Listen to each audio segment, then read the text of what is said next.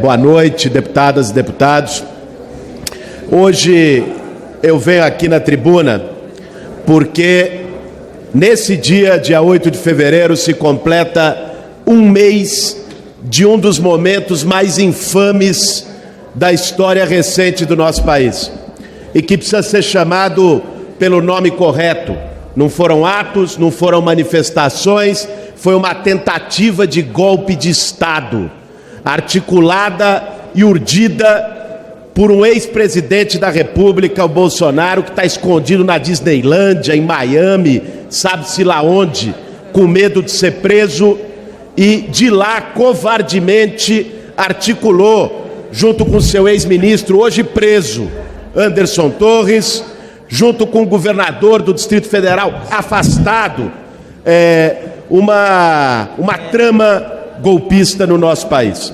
E nós do PSOL entramos com uma série de ações nesse período, inclusive com pedido de prisão do ex-presidente Bolsonaro, com pedido de cassação de parlamentares dessa casa e do Senado Federal que apoiaram, estimularam o golpe de Estado no país e atentaram contra a democracia brasileira.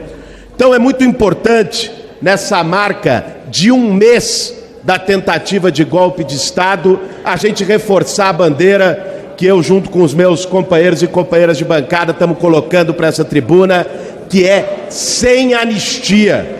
Sem anistia àqueles que promoveram a tentativa de golpe, que quebraram inclusive essa casa, o Palácio do Planalto, a sede do Supremo Tribunal Federal, mas não só eles, que muitas vezes foram feitos de idiotas úteis, por outros que articularam nas sombras, financiaram e tramaram essa tentativa de golpe.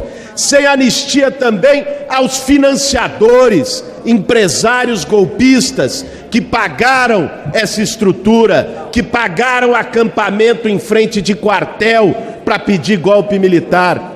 E sem anistia para Jair Bolsonaro, para ele e a sua corja, a sua turma de milicianos, ele que ficou 4 anos promovendo o golpismo no país, ele que ficou 4 anos desacreditando o sistema eleitoral. Eu acho muito engraçado.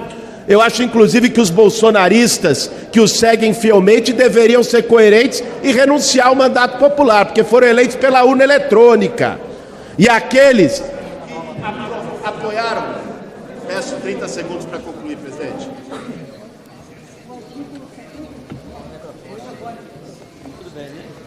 Presidente.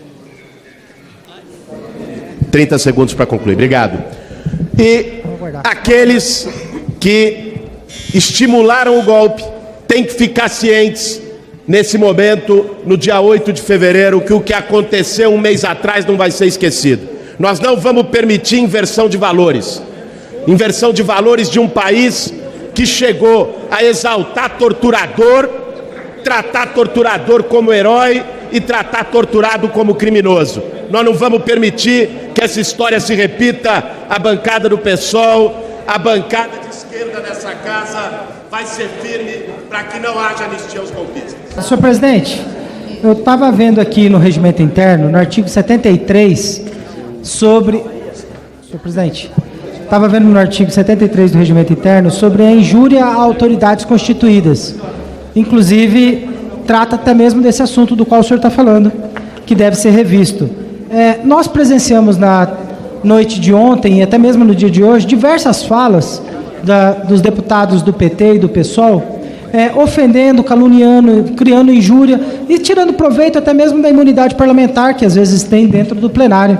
Eu gostaria de pedir para o senhor que fosse revisto entre os demais presidentes que quando um colega parlamentar toma posse ali no plenário e começa a ofender com calúnia e difamação, poxa, isso tem que ser revisto. Porque não pode ficar chamando o ex-presidente Bolsonaro de genocida, sendo que de fato não o é. Nunca foi condenado, nunca foi apresentado nenhum tipo de acusação sobre isso. É justamente sobre isso que eu gostaria de pedir. Essa questão de imputação de crime, senhor presidente. Para contraditar o deputado Orlando, e a mesa irá se pronunciar, deputado Orlando, após a contradita de Vossa Excelência. Presidente, é lugar comum os parlamentares afirmarem que a liberdade de expressão é algo fundamental que deve ser protegido para os cidadãos brasileiros e para os deputados. Não é razoável que o colega queira que a mesa ou o seu presidente impeça que qualquer parlamentar se pronuncie, fazendo a defesa das suas ideias, fazendo a crítica ou a denúncia, como, por exemplo, a denúncia do caráter autoritário do Bolsonaro, pode afirmar que ele é corrupto. E se houver uma injúria, uma calúnia ou uma difamação, aquele que se sentir alcançado, atingido, deve utilizar o Código Penal e processar quem fizer calúnia, injúria ou difamação, porque assim a lei prevê. Digo isso, presidente, por oportunidade, porque é muito comum alguns imaginarem que a imunidade parlamentar serve para proteger crime ou criminoso.